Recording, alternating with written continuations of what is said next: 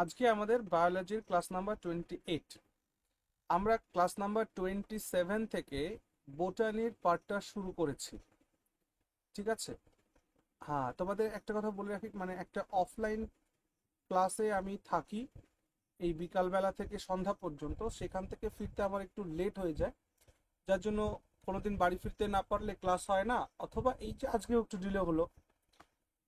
তো সেটা আমি আগামী মাস থেকে, মানে এটা আজকে কত তারিখ? আজকে হচ্ছে 28 তারিখ। তো মোটামুটি এ মাসেই আমি শেষ করে দিচ্ছি, অর্থাৎ সামনের মাস থেকে তোমাদের ক্লাসের সংখ্যাটাও বেড়ে যাবে। ঠিক আছে। আর লেট হওয়ার কোনো চান্স নেই, আশা করা যায়। ওকে, চলো।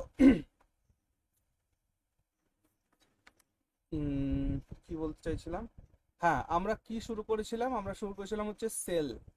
তো গতদিনের ক্লাসে আমরা সেল সম্পর্কে, সেলের কম্পোজিশন সম্পর্কে, সেল সম্পর্কে কিছু ফ্যাক্টস জেনেছি। আজকের ক্লাসে আমরা সেল অর্গানেলস সম্পর্কে জানবো। হ্যাঁ, সেল অর্গানেলস। সেল অর্গানেলস জিনিসটা কি? সেল অর্গানেলস হচ্ছে আমাদের, এটা সেল মনে করো, এটা সেল।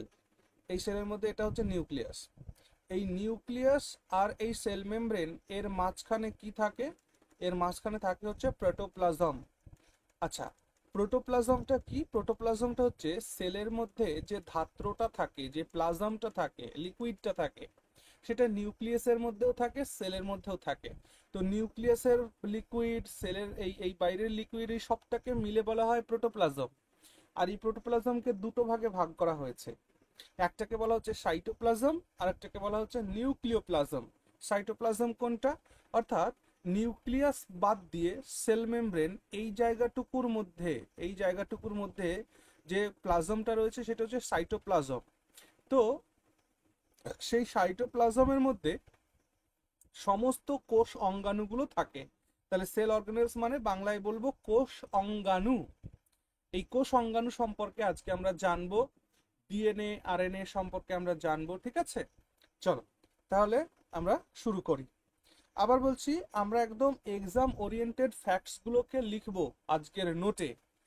এমন হতে পারে কোনোটার মধ্যে কোনোটা, মানে মনে মোটামুটি দেখা গেলো যে আমাদের থিওরি ক্লাসে কমপ্লিট হলো না, সেটা যখন আমরা এমসিকিউ ক্লাস করব, এমসিকিউ ক্লাসে এটা কভার আপ হয়ে যাবে। আর যে কথাটা আমি বলছিলাম সেটা রেকর্ডে আমি বলে দিচ্ছি, উইদাউট আস্কিং মি। যদি কেউ ক্লাসে অ্যাবসেন্ট থাকো, আমি কিন্তু তাকে গ্রুপ থেকে রিমুভ করে দেব। Okay, I want only serious candidates. বেশ, খাতার মধ্যে হেডিং লাগাও, cell organelles. Cell organelles, cell organelles. তাহলে সেল অর্গানেলস কোথায় থাকে? They are found in where? Cytoplasm. অর্থাৎ এদেরকে আমরা সেল অর্গানেলসকে কোথায় দেখতে পাবো না? সাইটোপ্লাজমে দেখতে পাবো। ঠিক তো? বেশ, সবার প্রথম যে সেল অর্গানেলস রয়েছে 1 নম্বর, সেটা হচ্ছে সেল ওয়াল। হেডিং লাগাও সেল ওয়াল বলে। সবার প্রথম কথা, তো সেল ওয়াল অ্যানিমাল সেলে দেখা যায় না। তাহলে প্রথম পয়েন্টের মধ্যে লেখো, it is found only in plant sell. এটা শুধুমাত্র উদ্ভিদ, উদ্ভিদের যে কোষ, উদ্ভিদ কোষে এটা দেখা যায়। মনে রাখবে সেল ওয়ালের ক্ষেত্রে একটা লেয়ারের মনে রাখবে, পিএসটি। ঠিক আছে, পিএসটি লেয়ারটা মনে রাখবে। অর্থাৎ it has it has 3 layers. It has 3 layers.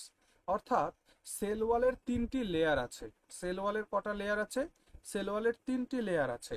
সেগুলো কি কি? পি লেয়ার, এস লেয়ার, আর T layer. PST, P layer, S layer, T layer. তাহলে পি লেয়ারটা, এটা কি না, পি লেয়ারটা হচ্ছে সব থেকে ভেতরের যে লেয়ারটা, সেটা হচ্ছে পি লেয়ার। অর্থাৎ এটা হচ্ছে inner most layer. Inner most layer. জিজ্ঞেস করা হয় যে সেল ওয়ালের পি লেয়ারটা কি দিয়ে তৈরি হয়? তো মনে রাখবে যে সেল ওয়ালের যে পি লেয়ার, সেটা তৈরি হয় হচ্ছে সেলুলোজ আর লিপিড দিয়ে। Cellulose plus lipids, cellulose plus lipids, এইটা দিয়ে তৈরি হয় হচ্ছে পি লেয়ার। তারপর হচ্ছে এস লেয়ার। এস লেয়ার এটা হচ্ছে মিডল লেয়ার। এটা কি? এটা হচ্ছে মিডল লেয়ার। Middle layer. আর এই মিডল লেয়ারটা কি দিয়ে তৈরি হয়? এটা তৈরি হয় লিগনিন দিয়ে। লিগনিন মানে আঠা জাতীয় পদার্থ দিয়ে তৈরি হয়। আর আউটার মোস্ট লেয়ার যেটা, সেটা হচ্ছে টি লেয়ার। তাহলে টি লেয়ারটা হচ্ছে outer most layer, outer most layer উদ্ভিদের। আর এই টি লেয়ারটা কি দিয়ে তৈরি হয় না, দেখো সেল এর মধ্যে যে প্রোটোপ্লাজম গুলো থাকে, সেই প্রোটোপ্লাজম গুলো একটা সময় ডেড হয়ে যায়, মৃত হয়ে যায়। আর সেই মৃত প্রোটোপ্লাজম দিয়ে উদ্ভিদের সেল ওয়ালের বাইরের পরতটা তৈরি হয়। তাহলে আউটার লেয়ার যেটা, সেটা হার্ড সাবস্ট্যান্স হয় এবং ভেতরের সমস্ত লেয়ারগুলোকে রিজিডিটি প্রদান করার জন্য কিন্তু এই টি লেয়ার কাজ করে। আউটার মোস্ট লেয়ারটা যেন এটা একটু শক্ত হয়। তাহলে লেখো টি লেয়ার, এটা তৈরি হয় হচ্ছে ডেড প্রোটোপ্লাজম দিয়ে, ডেড প্রোটোপ্লাজম দিয়ে। ক্লিয়ার? ডেড প্রোটোপ্লাজম দিয়ে তৈরি হয়। ওকে, এখান থেকে একটা প্রশ্ন জিজ্ঞেস করে, সেই নোট বলে লিখে রাখো। এই প্রশ্নটা হলো, জিজ্ঞেস করে যে ছত্রাক আছে না, সেই ছত্রাকের যে আউটার মোস্ট লেয়ার থাকে, সেই ছত্রাকের আউটার মোস্ট লেয়ারে এক ধরনের প্রোটিন পাওয়া যায়, সেই প্রোটিনটির নাম কি? এই প্রশ্নটা জিজ্ঞেস করে। লিখে রাখো প্রোটিনটার নাম সাইটিন প্রোটিন। লিখে রাখো যে ফাঙ্গাই এর আউটার লেয়ারে, ফাঙ্গাই এর আউটার লেয়ারে সাইটিন প্রোটিন থাকে, সাইটিন নামক প্রোটিন থাকে। ওকে, সাইটিন প্রোটিন থাকে। এটা একটা নোট, এখান থেকে এটা জিজ্ঞেস করে কিন্তু এক্সামিনার। এবার আমরা এখানে লিখব function of cell wall. Function, cell ওয়ালের ফাংশনটা কি? তাহলে সেল ওয়ালের ফাংশনটা বুঝতেই পারছো যে এটা সেলটিকে একটা স্ট্রাকচারাল রিজিডিটি প্রদান করে এবং এটি প্রোটেক্ট করে আউটার অ্যাটাক থেকে, বাইরের যে কোনো অ্যাটাক থেকে সেল এর ভেতরকার যে অঙ্গাণুগুলো রয়েছে সেগুলোকে প্রোটেকশন দেয়। তাহলে লেখো ইট প্রোভাইডস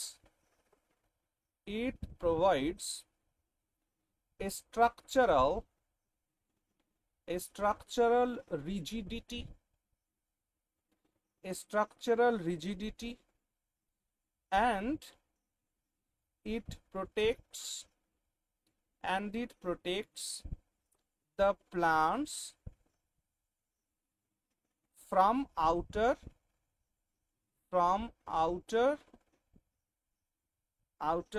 attack, আউটার অ্যাটাক থেকে এটাকে রক্ষা করা কাজ হচ্ছে সেল ওয়ালের।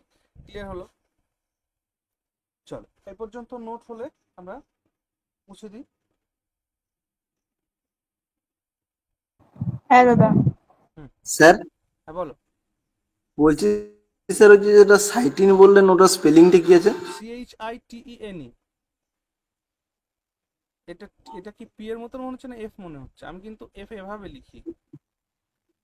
ওটা স্যার বুঝতে পারছিলাম না, এটা ওই টি। জন্য। ওকে, দাদা, মুছে দেবো? বলো। দাদা, এটা কি লিখেছো? Middle layer made by lignin. Lignin. Lignin, LIGNIN, lignin. ঠিক আছে, ঠিক আছে। লিগনিন হচ্ছে এক প্রকারের আঠালো পদার্থ, স্টিকি সাবস্ট্যান্স। আঠা লিখে রাখো। আচ্ছা। হুম। আসলে স্যার আমার যে জায়গাগুলোতে অসুবিধা হয় ইংলিশটা বুঝতে পারি না, সেই জায়গাটা বাংলাতে লিখে রাখি, সেই জন্য। বাংলাতে? হ্যাঁ, এটা লিখতে পারো বা আমাকে জিজ্ঞাসা করে নিবে সঙ্গে সঙ্গে। এই তো লাইভ ক্লাসেই তো আমরা আছি। হ্যাঁ, সেটা তো অবশ্যই। ঠিক আছে, ওকে।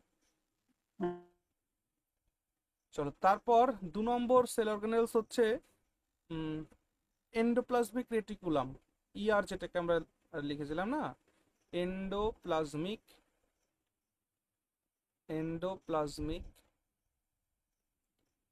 রেটিকুলাম,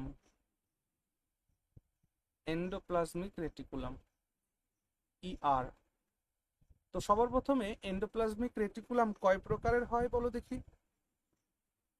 2 প্রকারের হয়, একটা হচ্ছে স্মুথ, একটা রাফ। আচ্ছা, লেখো, লেখো, লিখিয়ে দিচ্ছি সব। সবার প্রথমে যে এন্ডোপ্লাজমিক রেটিকুলাম, এটা আবিষ্কার করেছিলেন কে? Sir porter. দেখো, ইট ওয়াজ, এগুলো পরীক্ষায় জিজ্ঞেস করা হয় না, জাস্ট আমাদের এক্সট্রা নলেজের জন্য। ইট ওয়াজ ডিসকভার্ড বাই, এটা এগুলো আগে জিজ্ঞেস করা হতো, এখন জিজ্ঞেস করা হয় না। Sir porter. ওকে, তার পরের পয়েন্টে লেখো যে এটা কোথায় থাকে। স্যার ফরটান বলুন। স্যার হ্যাঁ, বলো বলো। কি বললেন ওটা? এস ফরটান আই না কি আর, বললেন? Sir porter, PORTER। পিওর টিয়ার, okay. It lies between, it lies between cell membrane, cell membrane and nucleus membrane, and nucleus membrane। তাহলে সেল মেমব্রেন আর নিউক্লিয়াস মেমব্রেনের মাঝখানে এটা থাকে। এইটাকে কি বলা হয় জানো? এই এন্ডোপ্লাজমিক রেটিকুলামকে বলা হয় একটা কোষের কঙ্কাল বলা হয়, একটা কোষের কঙ্কাল। লেখো, it is called, it is called, endoplasmic রেটিকুলামটা মনে পড়ছে তো? সেল ওয়াল থেকে শুরু করে নিউক্লিয়াস পর্যন্ত এই যে এরকম এসে, এই যে এরকম এরকম যেটা ছিল, এটা ওপরে দেখিয়েছিলাম এরকম করে, নিচেও দুটো ছিল, এই যে এটা। হ্যাঁ স্যার, উপরে দুটো নিচে দুটো। It is called, what it is called, the skeleton of cell, সেলের স্কেলেটন এটাকে বলে। এই এন্ডোপ্লাজমিক রেটিকুলাম, এটা দুই রকমের হয়, এখন আর ক্লাসে জয়েন করা সম্ভব নয়। এন্ডোপ্লাজমিক রেটিকুলাম দুই রকমের হয়, একটা হচ্ছে স্মুথ ওয়াল, স্মুথ ওয়াল ER, আর একটা হচ্ছে রাফ ওয়াল, রাফ ওয়াল ER। স্মুথ ওয়াল এন্ডোপ্লাজমিক রেটিকুলাম আর রাফ ওয়াল এন্ডোপ্লাজমিক রেটিকুলাম। হ্যাঁ, প্রথম কথা, এটার পয়েন্ট এখানে করব, এটার পয়েন্ট এখানে করব। দেখো, এই যে স্মুথ ওয়াল যে এন্ডোপ্লাজমিক রেটিকুলাম আছে, এটাতে রাইবোজোম থাকে না, কিন্তু রাফ ওয়াল যে এন্ডোপ্লাজমিক রেটিকুলাম আছে, এর মধ্যে রাইবোজোম থাকে। লেখো, রাইবোজোম ইজ নট ফাউন্ড, এর মধ্যে রাইবোজোম ফাউন্ড করা যায় না, বাট এর মধ্যে রাইবোজোম ইজ ফাউন্ড, এখানে রাইবোজোমকে ফাউন্ড করা যায়। নেক্সট হচ্ছে, এই যে যে এন্ডোপ্লাজমিক রেটিকুলাম, এটা কি করে না, এটা যেটা স্মুথ ওয়াল না, স্মুথ ওয়াল এন্ডোপ্লাজমিক রেটিকুলামের কাজ হচ্ছে এটা কোষের মধ্যে এক ধরনের স্টেরয়েডের সিক্রেশন করে। দেখো, ইট সিক্রেটস স্টেরয়েডস, স্টেরয়েডস। আর রাফ ওয়াল এন্ডোপ্লাজমিক রেটিকুলামের কাজ কি? এর কাজ হচ্ছে প্রোটিনকে সিনথেসিস করা, প্রোটিন সিনথেসিস করে, প্রোটিন সিনথেসিস করে, প্রোটিন সিনথেসিস করে। ওকে, গেল। স্যার হ্যাঁ, বলো। এটা কি লিখেছেন যেটা স্মুথ ওয়ালার আছে, ইট সিক্রেটস স্টেরয়েড? হ্যাঁ, স্টেরয়েডস।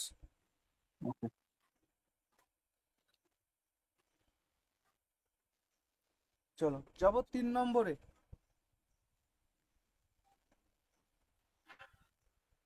হ্যাঁ দাদা। ওকে, 3 নম্বর হচ্ছে Golgi body,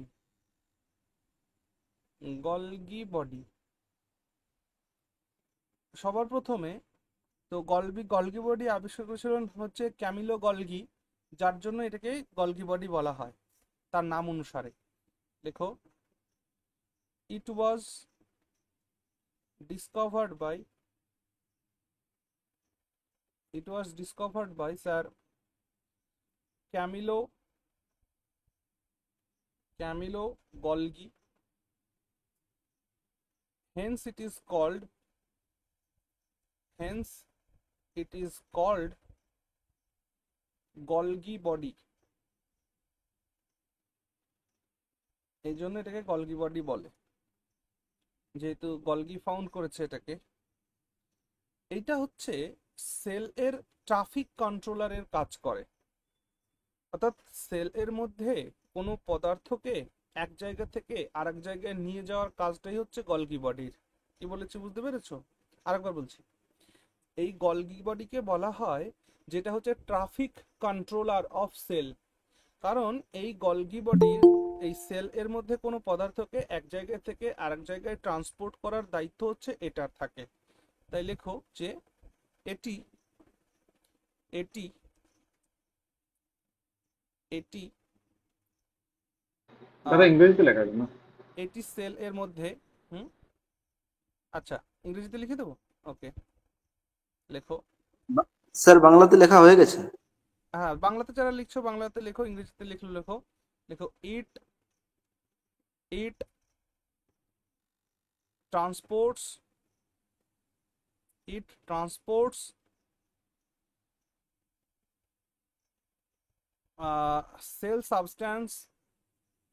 cell substance from one place to another, এক জায়গা থেকে আরেক জায়গায় নিয়ে যায়। এই জন্য এটাকে বলা হয় hence it is called the traffic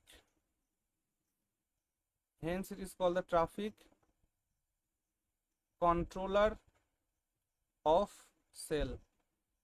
sell এর ট্রাফিক কন্ট্রোলার বলা হয় এটাকে, গলগি বডিকে। চলো তারপর 4 নম্বর হচ্ছে রাইবোজোম।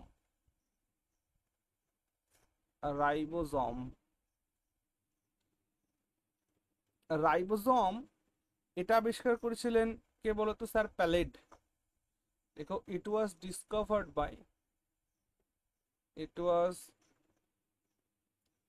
Discovered by sir প্যালেড।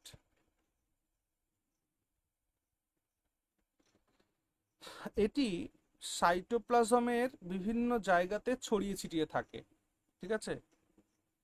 এটি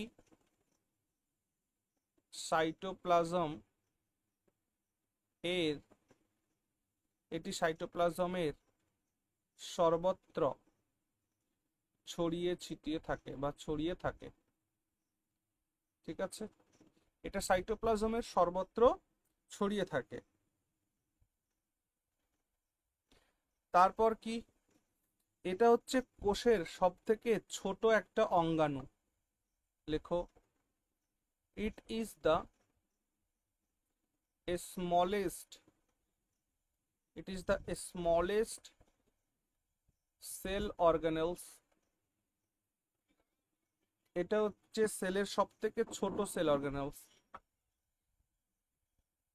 এর কাজটা কি? এর কাজটা হচ্ছে প্রোটিন সিনথেসিস করা। লেখো its work is to synthesis proteins. এর কাজ হচ্ছে প্রোটিনকে সিনথেসিস করা, এই জন্য এটাকে প্রোটিন ফ্যাক্টরিও বলা হয়। Hence it is called the factory of protein। প্রোটিনের ফ্যাক্টরি কাকে বলা হয়? রাইবোজোমকে বলা হয়। কারণ রাইবোজোমের কাজই হচ্ছে কি করা? প্রোটিন সিনথেসিস করা। পাওয়ার হাউসও তো বলে না স্যার?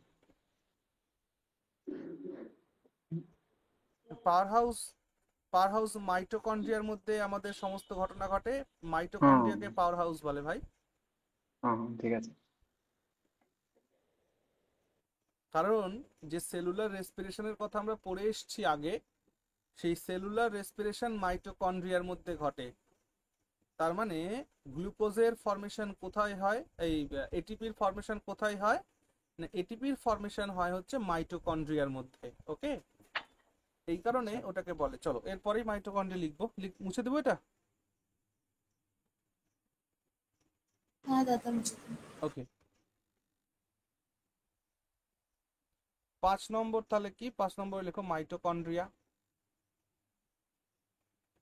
মাইটোকন্ড্রিয়া, মাইটোকন্ড্রিয়া তো সবার আগে লেখো ইট ওয়াজ ডিসকভার্ড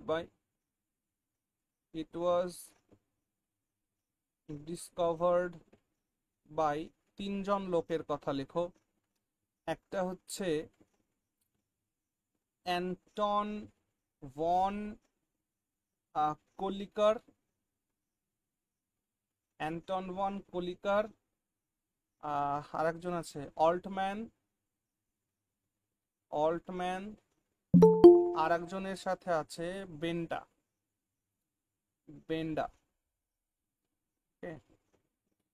বেন্ডা বা বেন্টা, থেকে এইভাবে নামটা লেখো, বেন্ডা বা বেন্টা। এই হচ্ছে এর আবিষ্কার। এখানে কি হয় লিখো, সেলুলার রেসপিরেশন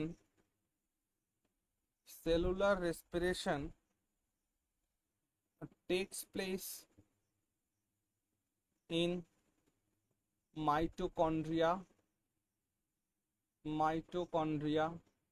মাইটোকন্ড্রিয়াতে সেলুলার রেসপিরেশন হয়। Hence formation of ATP, adenosine triphosphate, is performed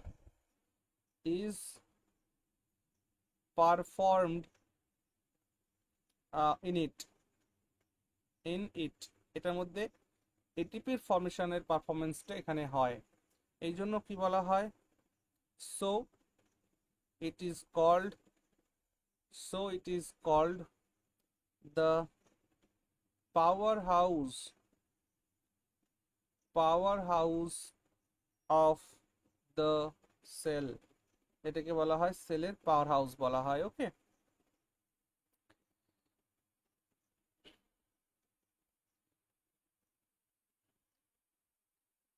এখানে ফর্মেশনটা তোমাদের লিখেছিলাম তো, যে 1 অণু কার্বোহাইড্রেট ভেঙে টোটাল 38 অণু এটিপি তৈরি হয়।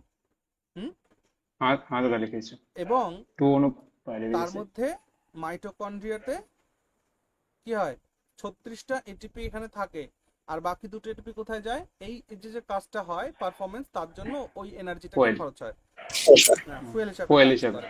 হ্যাঁ, এটা আমরা নোট লিখেছি নাকি লিখে দেবো, এখানে একটু নোট করে লিখেই রাখি আমরা। দেখো, এক অণু কার্বোহাইড্রেট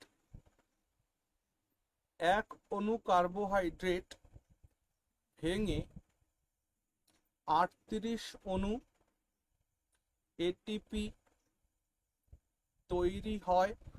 1 মোল তো তার মানে হ্যাঁ হ্যাঁ, অনুমানে 1 mole of carbohydrate forms 38 moles of ATP হয়েছে, তৈরি হয়। এবং তার মধ্যে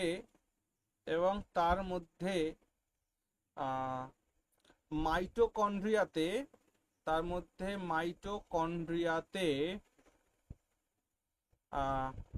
36 এটিপি। আচ্ছা, একজন বারবার ক্লাসের জন্য দিচ্ছে, ওটাকে আমি জয়েন করিয়ে নি, দেখি কোনো মেসেজ এসছে কিনা।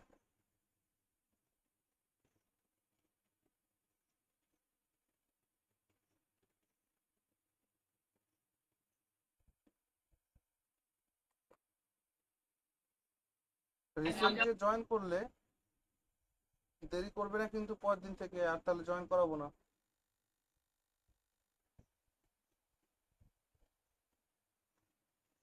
ওকে, তাহলে কি বললাম, 1 অণু কার্বোহাইড্রেট ভেঙে 38 অণু এটিপি তৈরি হয়, এবং তার মধ্যে মাইটোকন্ড্রিয়াতে 36 এটিপি স্টোর থাকে, আর 2 অণু কি হয়, acts as a fuel, এটা ফুয়েল হিসেবে কাজ করে। ওকে, গেল, মাইটোকন্ড্রিয়া হয়ে গেল। এরপর আছে লাইসোজোম। দেখো লাইসোজোমটা খুব গুরুত্বপূর্ণ একটা পার্ট, ঠিক আছে। লাইসোজোমকে না সুইসাইড ব্যাগ অফ সেল বলা হয়। চলো মুছে দিতে হবে এটা। হ্যাঁ দাদা। হুম। 6 নম্বর লাইসোজোম। লাইসোজোম বানানটা ঠিক করে নাও একটু।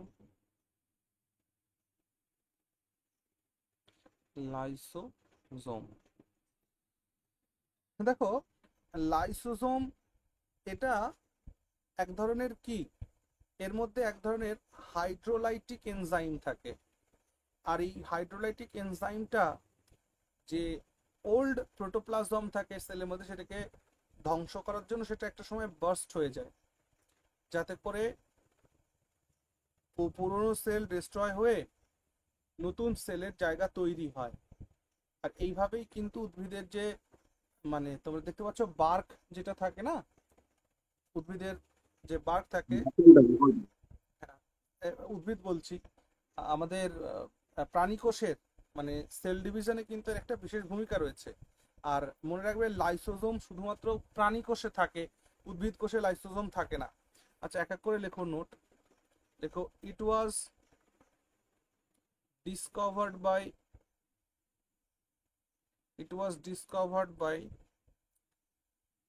D Duve de Duve. আর এর মধ্যে কি থাকে, এক ধরনের হাইড্রোলাইটিক এনজাইম থাকে। দেখো স্যার এটা লেখাটা বুঝতে পারলাম না, ডি ডিউক বললেন? ডিউভিই। it has it has a type of it has a type of hydrolytic enzyme, hydrolytic enzyme that destroys old protoplasm, the old protoplasm K destroy করে দেয়। এই জন্য এটাকে বলা হয়, hence it is called the suicide bag of cell or atom bomb of cell or atom bomb of cell ও কিন্তু এটাকে বলে, ঠিক আছে। এটা শুধুমাত্র it is found only in animal cell, এটা শুধুমাত্র অ্যানিমাল সেলে আছে, উদ্ভিদ সেলে এটি নেই। এরপর আসছে 7 নম্বর সেন্ট্রোজম। সেন্ট্রোজমটা আবিষ্কার করেছিলেন কে, লেখো। It was discovered by Sir T Boveri, Sir T Boveri Sir T Boveri. এটা শুধুমাত্র কোথায় থাকে না, প্রাণী কোষে থাকে। it is only found in animal cell, ওকে। এটি কি কাজ করে, it helps in cell ডিভিশনে সাহায্য করে সেন্ট্রোজোম, ওকে, সেল ডিভিশনে সাহায্য করে। এরপর গুরুত্বপূর্ণ একটা পার্ট উদ্ভিদ কোষে যেটা পাওয়া যায় সেটা হচ্ছে প্লাস্টিড। সো প্লাস্টিড সম্পর্কে দেখব। সো এই পর্যন্ত হয়েছে, may I rabbit. Yes sir. 8 নম্বরটা হচ্ছে দেখো প্লাস্টিড, প্লাস্টিডটা হচ্ছে, এটা আবিষ্কার করেছিলেন কে বলতো? Ernest Haeckel. সর্বপ্রথমে লেখো, it was discovered by, it was discovered by Sir Ernest Haeckel. Sir Ernest Haeckel ইনি আবিষ্কার করেছিলেন এটা।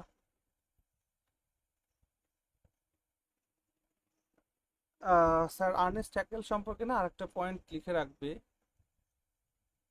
নোট বলে, ইকোলজির জনক কিন্তু এনাকে বলা হয়। লিখে রাখো যে Ernest Haeckel is called the father of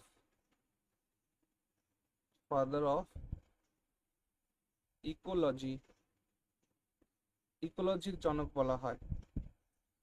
আর যাক গেল, প্লাস্টিডে ফিরে আসো। প্লাস্টিড শুধুমাত্র উদ্ভিদ কোষেই দেখা যায়। দেখো যে ইট is found only in where plant sell, এটা শুধুমাত্র প্লান্ট সেলের মধ্যে, উদ্ভিদ কোষের মধ্যেই দেখা যায়। মনে রাখবে প্লাস্টিড এর তিনটি প্রকার আছে। লেখো, ইট ইজ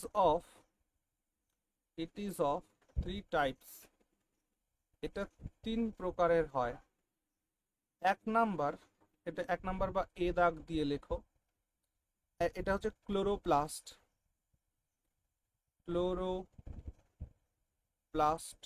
ঠিক, ক্লোরোপ্লাস্ট। তো ক্লোরোপ্লাস্টের রং কেমন? It is green in colour, এটা আবিষ্কার করেছিলেন Sir Schimper. It was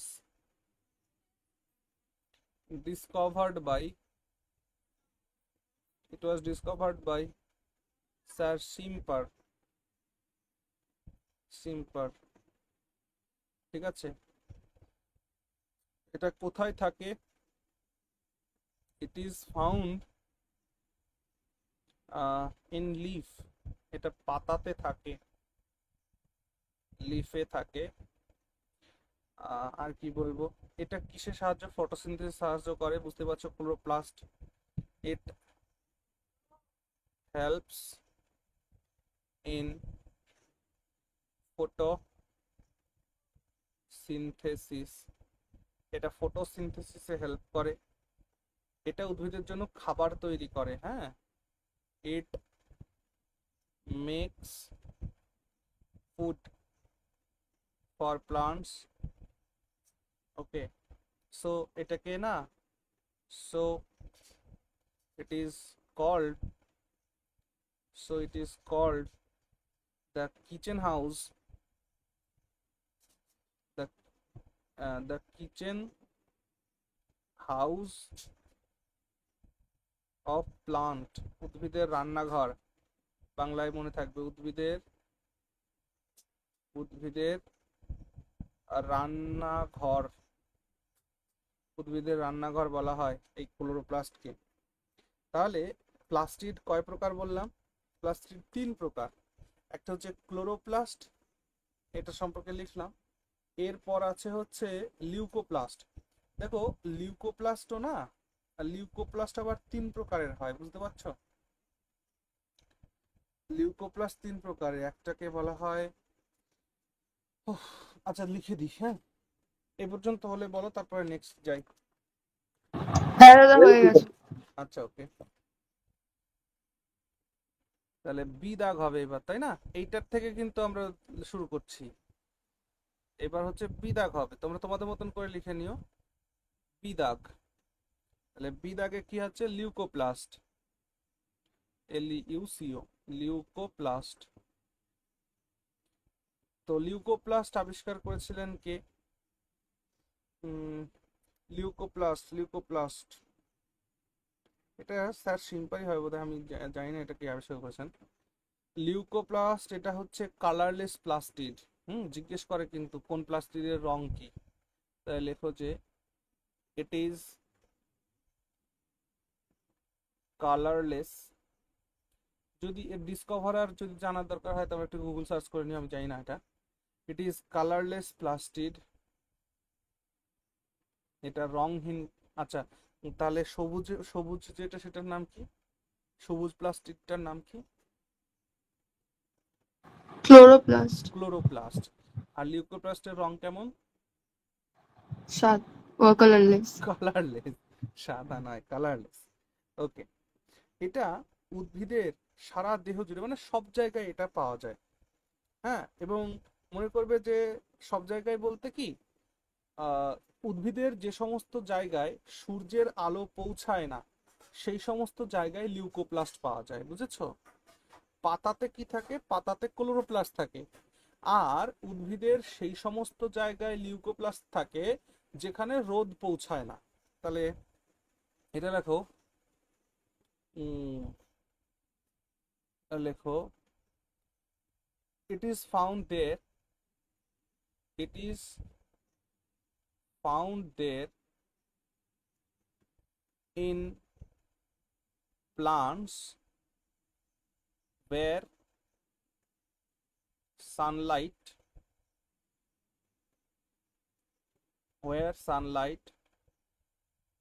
does not reach. Okay, তাহলে it is found there in plants where sunlight does not reach, যেখানে সূর্যের আলো পৌঁছে না। হ্যাঁ বাবা, হ্যাঁ না,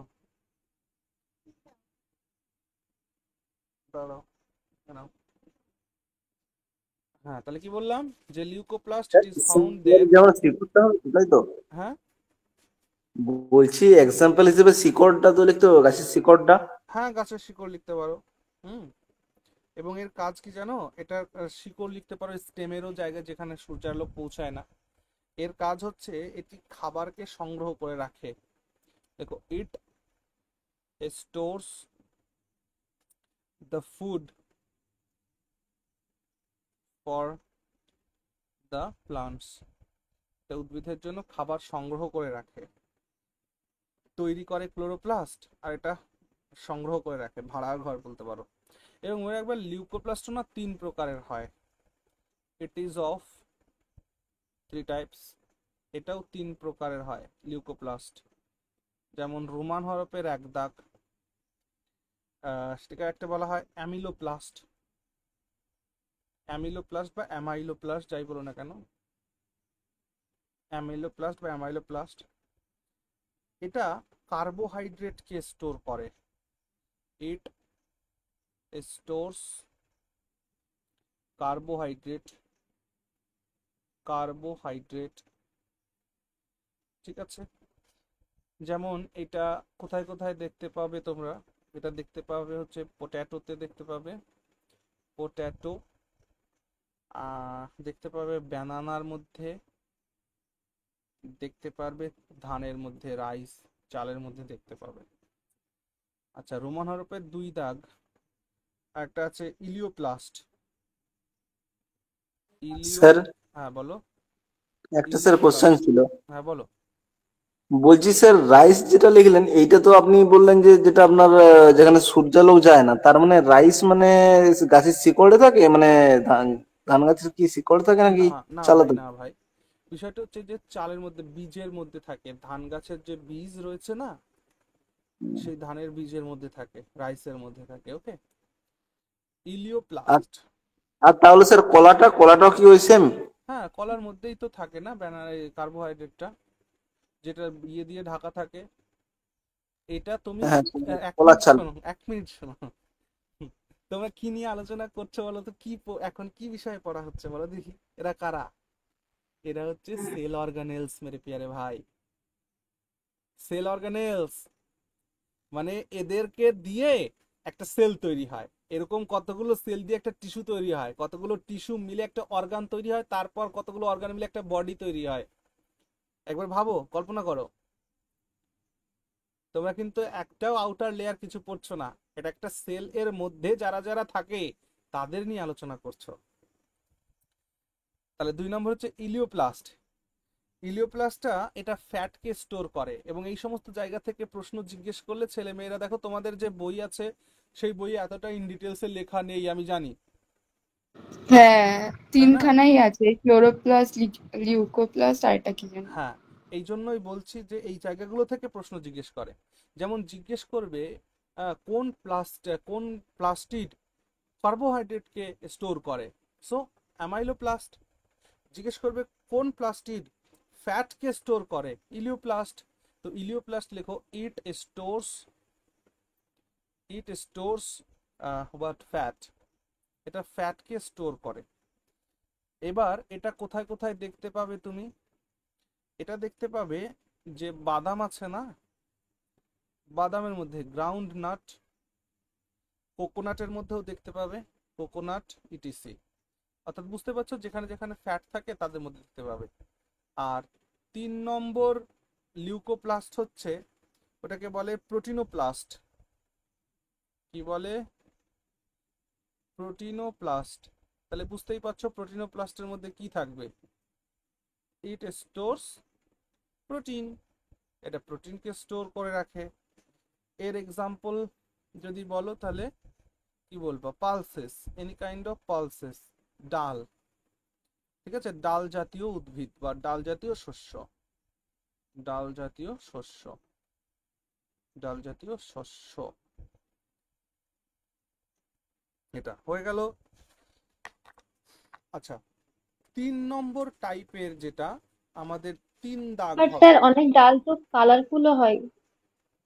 হ্যাঁ, ডাল কালারফুল হোক সেটা তো আলাদা বিষয়। আবার বলছি, এইটা মনে করে একটা ডালের দানা, মনে করে এটা একটা মুসুরির ডাল, হ্যাঁ, এই মুসুর ডালটা কি? একটা স্যার অর্গান। স্যার আমার একটা কোশ্চেন ছিল। এই মুসুর ডালটা কি বলো, একটা অর্গান তো? তাহলে মুসুর ডালটা হ্যাঁ কি দিয়ে হ্যাঁ স্যার। তৈরি হবে? কতগুলো সেল দিয়ে একটা টিস্যু তৈরি হবে, আর সেই কতগুলো টিস্যু দিয়ে এই ডালটা তৈরি হয়েছে। তাহলে এই সেল এর মধ্যে একজন আছে, তার নাম হচ্ছে প্রোটিনোপ্লাস্ট। এবার ভাবো দেখি একবার, আমরা কোন জায়গায় আলোচনাটা করছি সেটা বুঝতে হবে আগে। হ্যাঁ বলো,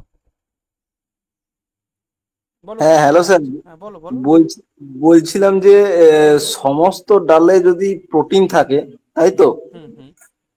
তো তাহলে আমাদের যেটা মানে নর্মালি বলা হয় যে মুসুর ডালটা নাকি আস্তে, তো বাকি ডালগুলো তো সেই জিনিসটা বলা হয় না, এই যেমন ধরুন মুগ ডাল জিনিসটা বলা হয় না। দেখো, মুসুর ডালের মধ্যে প্রোটিনের মাত্রা সব থেকে বেশি, ঠিক আছে? যত ধরনের ডাল আছে তার মধ্যে মুসুর হচ্ছে সব থেকে বেশি, হচ্ছে আহ, প্রোটিনের বেশি সোর্স, ঠিক আছে? একমাত্র অন্যান্য গাছের তুলনায় মটর বলো, ছোলা বলো, যে যে অন্যান্য যে অড়হর বলো, যত ধরনের ডাল পাওয়া যায়, সব থেকে বেশি নাইট্রোজেনকে নাইট্রেট রূপে গ্রহণ করে হচ্ছে মুসুর ডাল। বুঝতে পেরেছো? তোমরা কেউ মুসুর চাষ দেখেছো জমিতে? হ্যাঁ স্যার, হ্যাঁ আমাদের হয়। তোমাদের তাহলে তো খুব সুন্দর। তোমাদের জমিতে এবার যখন মুসুর লাগাবে না, যখন মুসুর তুলবে, তখন ওই গাছটা যখন যখন ডাল আর কি পেকে যায়, যখন তুলতে হয় গাছটা একটু শুকিয়ে শুকিয়ে যায় না, ওই সময় যখন হ্যাঁ গাছটা টেনে তোলো তখন তুমি দেখো না যে ও শেকড়ের সঙ্গে হ্যাঁ, একদম গাছের মোটা শিকড়ে মোটা কিরকম তো থাকে। গুটি গুটি থাকে। হ্যাঁ, ওগুলো কি? ওইটাকে বলা হয় কিন্তু রাইজোবিয়াম নামক ব্যাকটেরিয়া। ওটা এক ধরনের কি, ওইটা হচ্ছে রাইজোবিয়াম, মনে রাখবে। অর্বুদ অর্বুদ তৈরি করে আর কি। হ্যাঁ, রাইজোবিয়াম, ওটা একটা ব্যাকটেরিয়া। আর এই ব্যাকটেরিয়া কি করে, মাটি থেকে নাইট্রোজেনকে নাইট্রেট রূপে ওই ডাল শস্যের মধ্যে স্টোর করে। বুঝতে পেরেছো?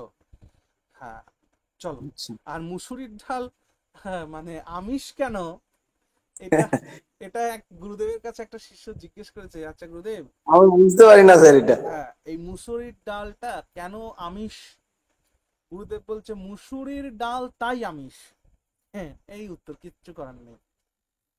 বলছে মুসুরির ডাল আমিষ কেন, গুরুদেব উত্তর দিচ্ছে এটা মুসুরির ডাল তাই আমিষ। আর কি বলবো, চলো। আচ্ছা, 3 দাগ। ক্লোরোপ্লাস্ট, সরি, প্লাস্টিড 3 প্রকার ছিল, কি কি? প্লাস্টিড 3 প্রকার ছিল, কি কি বলে ভালো? কোরোপ্লাস্ট, Chloroplast, লিউকোপ্লাস্ট। হ্যাঁ, leucoplast, ক্লোরোপ্লাস্ট, লিউকোপ্লাস্ট, আর এখন 3 নম্বর আসছে ক্রোমোপ্লাস্ট। ক্রোমোপ্লাস্ট, ওকে। দেখো ক্রোমোপ্লাস্ট, এবার একটা কথা বলি, CHROM, ক্রম। মনে রাখবা এর উচ্চারণটা হচ্ছে ক্রম, এটা একটা রুট ওয়ার্ড। এই ক্রম এর মানে হচ্ছে কালার, মনে থাকবে। CHROM, ক্রম। আর গুগল কি করেছে, এই ক্রমের সঙ্গে একটা যোগ করে ওরা একটা ওদের ব্রাউজার বানিয়েছে ক্রোম। তোমরা দেখেছো ক্রোমের মধ্যে 7টা রং অ্যাভেলেবেল থাকে। আমাদের রামধনুর যে 7টা রং, হ্যাঁ 7টা দাদা। আছে কিনা? তিনখানা কালার না, হ্যাঁ, 4টে, সরি 4টে না। দেখো ক্রোমের মধ্যে রামধনুর যে রঙের, যে আমরা যেটাকে বেনিয়াহস কলার যে দেখি প্রিজমের মাধ্যমে যেটা বের 5টা হয়, আছে। দেখবে সেই কালারটাই ওখানে অ্যাভেলেবেল রয়েছে। ঠিক আছে, তাহলে ক্রম শব্দের অর্থ হচ্ছে কালার, রং। তাহলে এই ক্রোমোপ্লাস্ট হলে এর রং কেমন হবে? It is a colourful, it is a colourful plastid. এটা মনে রাখার জন্য এই কথাটা বললাম। তাহলে এটা হচ্ছে রঙিন প্লাস্টিড, ঠিক আছে। তাহলে সবুজ প্লাস্টিডের নাম কি? ক্লোরোপ্লাস্ট। রংহীন প্লাস্টিডের নাম কি? লিউকোপ্লাস্ট। আর রঙিন বা রং বেরঙের প্লাস্টিড, তার নাম ক্রোমোপ্লাস্ট। ক্রোমোপ্লাস্ট কোথায় পাওয়া যায়? দেখো যত ধরনের পাকা ফল থাকে, হ্যাঁ, বা যত ধরনের ফুল থাকে, পাকা ফল হোক বা ফুল হোক বা সাধারণ ফলও হোক, সেইগুলোর মধ্যে ক্রোমোপ্লাস্ট থাকে। তাই লেখো, it is found in flower and fruits. And fruits লিখলাম কেন? কারণ কাঁচা ফল পাকা ফল দুটোতেই থাকে, তাই ফ্রুটস লিখলাম। পাকা ফলে বেশি থাকে, কাঁচা ফলে কম থাকে, কিন্তু থাকে। তাহলে ক্রোমোপ্লাস্ট হচ্ছে রঙিন প্লাস্টিড। তাহলে এটি কোথায় ফাউন্ড করব আমরা? না ফ্লাওয়ার্স এর মধ্যে, ফুলের মধ্যে আর ফলের মধ্যে। সরি, এবার এই ক্রোমোপ্লাস্টের না অনেক ভাগ আছে, অনেক প্রকারের ক্রোমোপ্লাস্ট আছে, কিন্তু আমাদের এক্সাম পয়েন্ট অফ ভিউ থেকে আমরা 5টা প্রকার সম্পর্কে জানবো। তাহলে ইট is of it is of it is of few types, এটা বেশ কয়েক প্রকারের আছে। এবার আমি বলি তোমাদেরকে একটা কথা, ক্রোমোপ্লাস্টের খোঁজ এখনো চলছে। এই পৃথিবীতে যত ধরনের স্পেসিস আছে, যত ধরনের লিভিংস রয়েছে না, তাদের মধ্যে, উদ্ভিদ প্রজাতির কথা বলছি, তাদের মধ্যে ক্রোমোপ্লাস্টের যে খোঁজ সেটা এখনো চলছে। এই জন্য আমরা এখানে এক্সাক্ট কত নাম্বার সেটা আমরা এখানে লিখছি না, আমরা ইট ইজ অফ ফিউ টাইপস লিখছি, যেটা কত প্রকারের আছে। আমাদের 5 প্রকার সম্পর্কে জানলেই এনাফ হবে। যেমন 1 নম্বর যদি বলি, সেটা হচ্ছে ক্যারোটিন। তাহলে ক্যারোটিন কি? ক্যারোটিন হচ্ছে এক ধরনের ক্রোমোপ্লাস্ট। ক্যারোটিন, তাহলে ক্যারোটিন হচ্ছে এক ধরনের ক্রোমোপ্লাস্ট। আর ক্যারোটিন কোথায় থাকে? ক্যারোটিন গাজরে। থাকে, হ্যাঁ। 2 নম্বর হচ্ছে কি, এটাকে বলে বিটানিন। Carotene, betanin. বিটানিন কোথায় থাকে? বিটের মধ্যে থাকে, বিলাতি। ওকে। 3 নম্বর হচ্ছে লাইকোপেন। লাইকোপেন, লাইকোপেন কোথায় থাকে? টমেটোর মধ্যে থাকে, টমেটোর মধ্যে লাইকোপেন থাকে। 4 নম্বর হচ্ছে তোমার জ্যান্থোফাইল। জ্যান্থোফাইল, জ্যান্থোফাইল নামক ক্রোমোপ্লাস্ট কোথায় থাকে? যে কোনো ধরনের হলুদ রং, যে কোনো ধরনের হলুদ ফুল হোক, হলুদ ফল হোক, এটার মধ্যে থাকে। তাহলে এটা লিখে রাখো যে এর রংটা হচ্ছে, it is yellow in colour. তাহলে যেখানে যেখানে হলুদ দেখবে, সেখানে সেখানে মনে করবে যে এখানে জ্যান্থোফাইল থাকে, ইয়েলো ইন কালার এটা। আচ্ছা, আর 5 নম্বর লাস্ট এটুকুন জানো, সেটা একটা হচ্ছে অ্যান্থোসাইনিন। অ্যান্থোসাইনিন অ্যান্থোসাইনিনটা হচ্ছে ভায়োলেট কালারের হয়। ইট ইজ অফ বা it is violet in colour.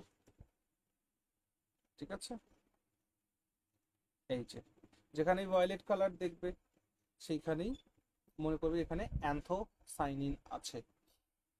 বেশ, এরকম আরো আছে কতগুলো ক্রোমোপ্লাস্ট যেগুলো আমাদের দরকার নেই, এ কটা জানলেই হবে। হলো?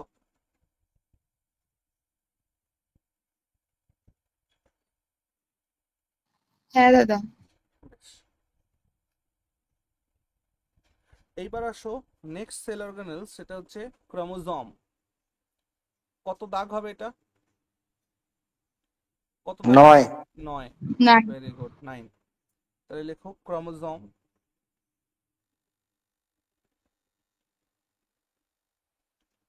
ক্রোমোজোম ক্রোমোজোমের কথা যদি বলি, আচ্ছা স্যার, হ্যাঁ বলো। বলছি স্যার এই যে আমরা তো এতগুলো তো বুঝে মানে পড়ে ফেললাম, তো আমাদের এই যে যেটা ডিএনএ বা আরএনএ সেটা মেনলি কোন জায়গাটা? হ্যাঁ, আসছি সেখানেই আসছি। ঠিক আছে, দেখো, ক্রোমোজোমের কথা যখন আমরা বলছি, তখন দেখো কতগুলো জিন দিয়ে তৈরি হয় হচ্ছে ডিএনএ, আর কতগুলো ডিএনএ দিয়ে তৈরি হয় হচ্ছে ক্রোমোজোম। কি বুঝলে? তাহলে আমি যদি ক্রোমোজোমকে ভাঙি, মানে ক্রোমোজোমের ভেতরে যদি ঢুকি, তাহলে ক্রোমোজোমের ভেতরে ঢুকলে আমি ডিএনএ কে দেখতে পাবো। আর ডিএনএ এর ভেতরে যখন আমি ঢুকবো, তখন আমি জিন স্ট্রাকচার দেখতে পাবো। বুঝতে পারছো? এটা হলো ব্যাপার। তো যাই হোক, ক্রোমোজোমের মধ্যে লেখো যে it was discovered by it was discovered by sir, এক মিনিট দাঁড়াও।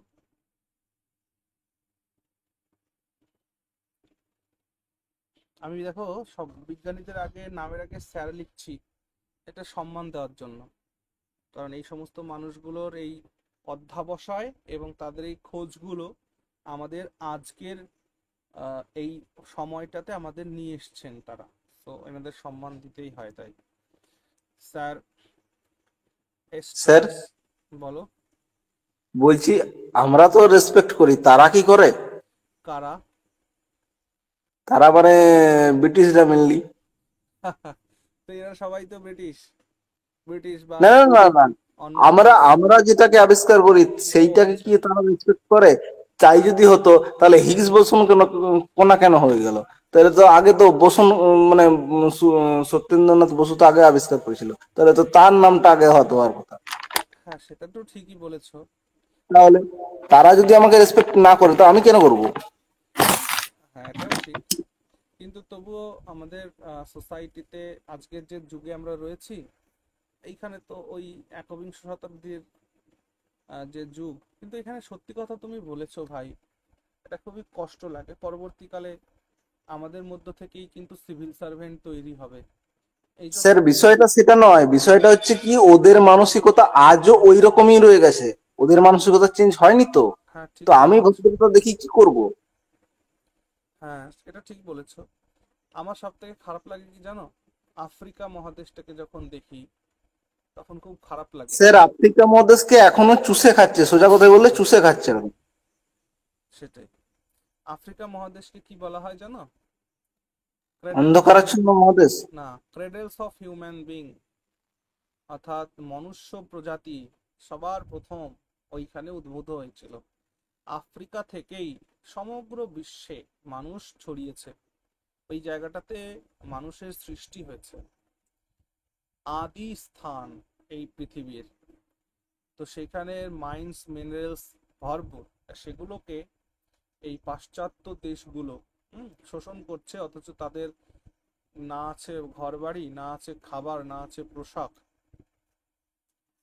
স্যার মেনলি আপনার কেনিয়া থেকে শুরু করে এই অঞ্চলটাতে মানে পুরো কোবাল্টের জন্য পুরো যাচ্ছেতাই অবস্থা হয়ে গেছে, খবরে দেখছিলাম। হুম হুম হুম। ওকে, চলো আর তাহলে। আর ফ্রান্সের কথা তো বলাই নাই। হ্যাঁ হ্যাঁ, it was discovered by Sir Strasburger. ঠিক আছে, আচ্ছা এবার লেখো। স্যার নামটা কি বললেন? Strasburger. হ্যাঁ, স্ট্রস বার্গার। কিন্তু এই যে যে নাম ক্রোমোজোম, এই নামটা দিয়েছিল কিন্তু অন্য লোক, মানে আবিষ্কার করেছিলেন স্ট্রস বার্গার, কিন্তু তিনি ক্রোমোজোম নামটা দেননি। এই পয়েন্টটাও লিখে রাখো। The name chromosome, the name chromosome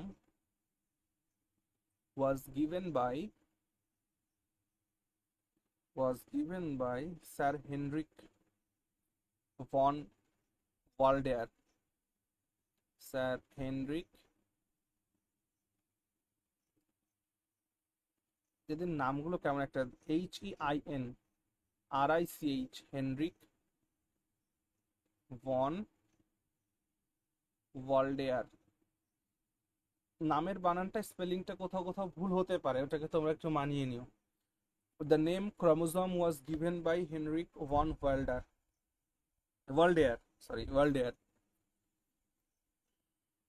এটা কি কি দিয়ে তৈরি হয়েছে লেখো। It is made by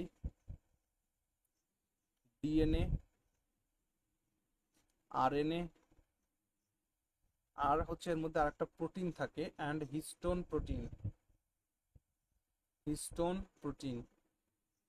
protein থাকে। যা লেখানো হচ্ছে এইগুলো থেকেই প্রশ্ন তোমরা পাবে। ঠিক আছে, এই ক্রোমোজোমের কাজটা কি বলতো? এই ক্রোমোজোমের কাজ হচ্ছে, এটি জেনেটিক যে ক্যারেক্টার্স থাকে একটা অর্গানিজমের মধ্যে, তার যে রিপ্রোডাকশনের ফলে তার যে নিউ জেনারেশন আসবে, সেই নেক্সট জেনারেশনকে তার যে গুণসূত্র, জেনেটিক ক্যারেক্টার, সেই গুণসূত্র ট্রান্সফার করাটা হচ্ছে এর কাজ।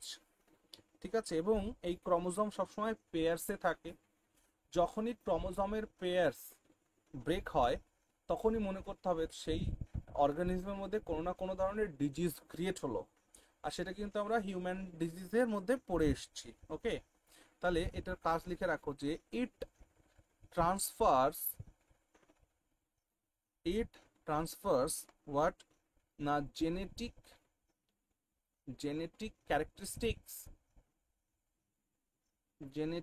ক্যারেক্টারিস্টিক্স টু দ্য নেক্সট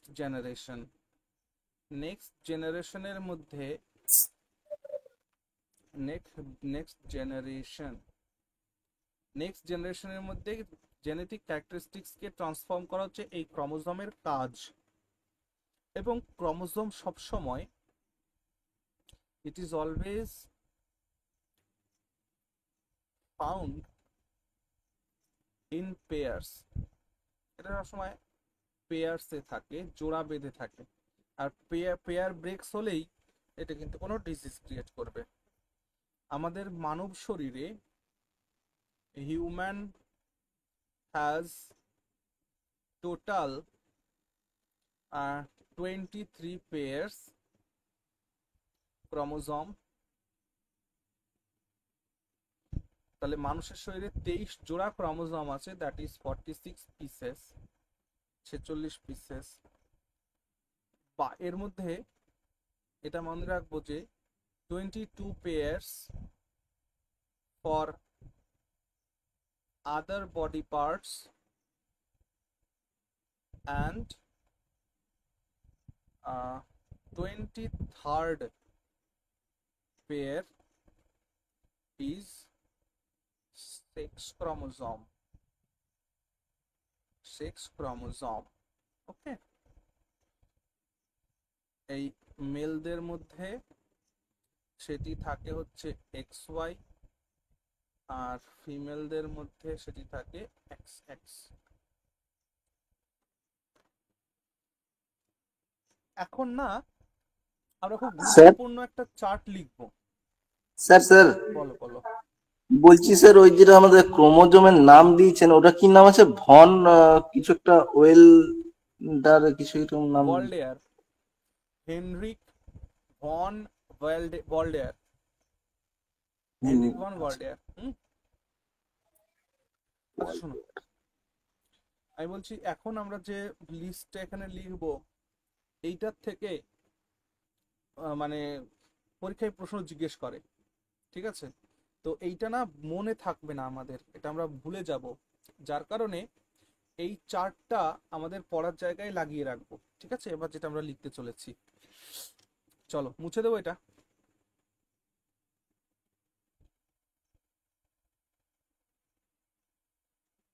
হ্যাঁ দাদা। একটা পয়েন্ট করে লিখো, number of chromosomes in different animals or livings. ভিন্ন ভিন্ন লিভিংস এর মধ্যে, ভিন্ন ভিন্ন জীবের মধ্যে বা ভিন্ন ভিন্ন প্রাণীর মধ্যে কতগুলো ক্রোমোসোম থাকে, এটা পরীক্ষায় জিজ্ঞেস করে। তো লেখো 1 নম্বর মসকুইটো, মশা। মশায় আমরা কিন্তু এটা লিখছি কি বলতো, এটা লিখছি হচ্ছে সংখ্যা লিখছি, জোড়া লিখছি না, সংখ্যা লিখছি। এটা হচ্ছে নাম্বার অফ পিসেস, কত পিস আছে সেটা লিখছি, নাকি পেয়ার লিখছি।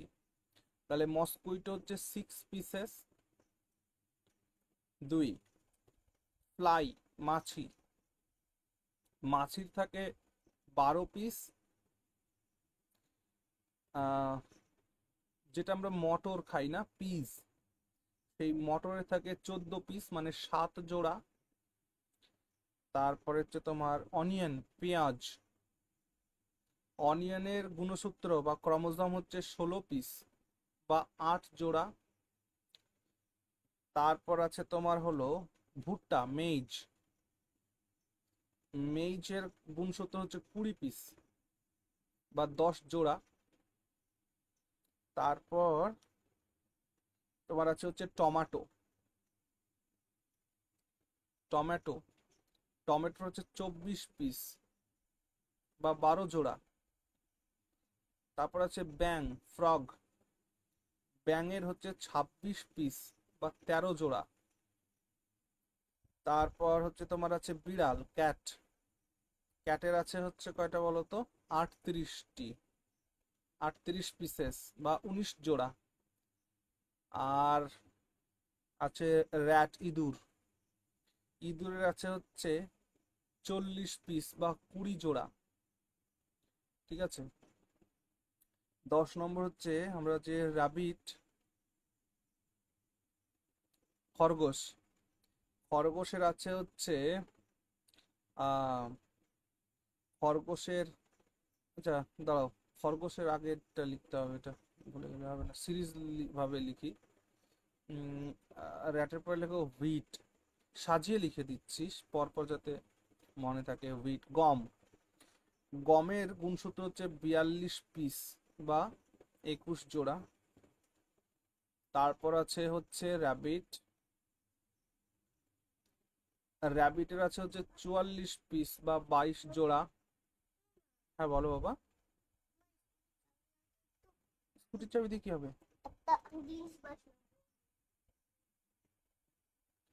তারপর কি বলছিলাম, র্যাবিট হলো 44 হচ্ছে, হ্যাঁ এবার হিউম্যান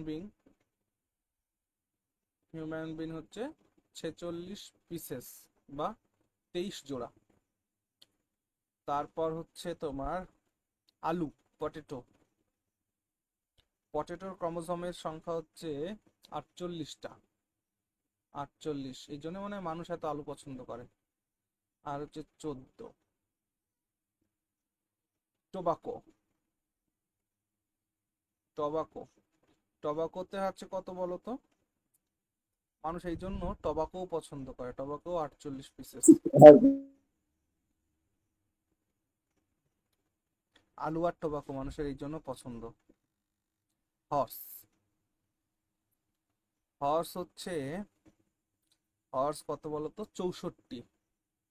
64 পিসেস, 32 জোড়া।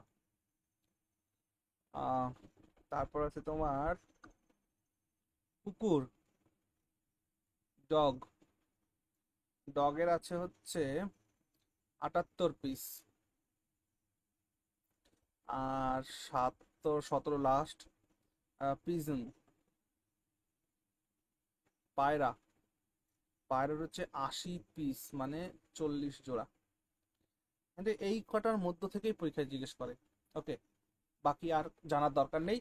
এইটাকে না তোমরা একটুখানি তোমাদের পড়ার টেবিলের জায়গায় যেখানে পড়ো তোমরা সেখানে লাগিয়ে রাখবে, তাহলে এটা দেখতে দেখতে মাথায় থেকে যাবে। মস্কোতে আমরা কিন্তু এখানে নাম্বার অফ পিসেস লিখেছি নাকি পেয়ার্স, পেয়ার্স লিখিনি। ওকে, এগুলোর হাফই তো পেয়ার হয়ে যাবে।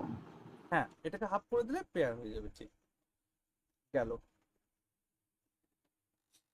চলো কত বাজলো আজকে দেখো তো। 10টা হয়ে গেল স্যার প্রায় 57। 2 মিনিট বাকি। আচ্ছা, তাহলে আজকে এই পর্যন্তই থাক। হ্যাঁ, আগামী দিন আমরা ডিএনএ আরএনএ পড়বো। ডিএনএ আরএনএ, আরএনএ কয় প্রকার, 3 ধরনের আরএনএ আছে, আরএনএ, এমআরএনএ, টিআরএনএ। এটা পড়ার পর আমরা সেল ডিভিশনে প্রবেশ করব। ঠিক আছে, অ্যামাইটোসিস, মাইটোসিস, মেয়োসিস জিনিসগুলো কি বোঝার চেষ্টা করব। সেল ডিভিশনের যে ফেজগুলো রয়েছে, প্রোফেজ দশা, মেটাফেজ, অ্যানোফেজ, টেলোফেজ, ইন্টারফেজ, এই ফেজগুলো সম্পর্কে আমরা পড়ব। অ্যান্ড দেন তারপর আমরা টিস্যু, তারপর মাসল, এগুলো পড়বো। ঠিক আছে, টিস্যুস সম্পর্কে ডিটেলসে ক্লাস দেওয়া আছে কোথায় না, আমাদের